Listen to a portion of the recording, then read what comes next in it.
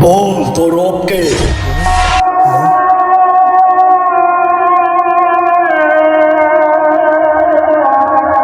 হে আল্লাহ, আপনি আমার কবরের 3টি প্রশ্ন সহজ করে দিন, আমিন।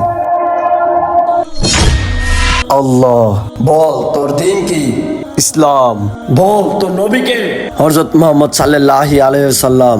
যা, তুই জান্নাতে চলে যা, তুই আল্লাহ নেককার বান্দা। হে আল্লাহ, আপনি সর্বশক্তিমান। বল তোর রবকে। আজান তো দিয়ে দিছে, চল নামাজের সময় হয়ে গেছে, নামাজটা পড়ে আসি। না রে, নামাজ পড়ুম না, আমার কে বন্ধু হইতাছে, আমি বারে যাবো, তুই যা। আচ্ছা, তোর ইচ্ছা।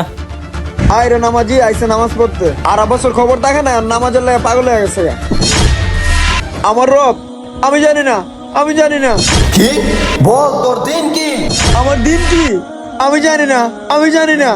বল তোর নবীকে। না না, আমি কিচ্ছু জানি না। যা, তুই জাহান্নামে চলে যা, তুই জাহান্নামী। না, আমি জাহান্নামের আগুন সহ্য করতে পারবো না, আমাকে ছেড়ে দিন।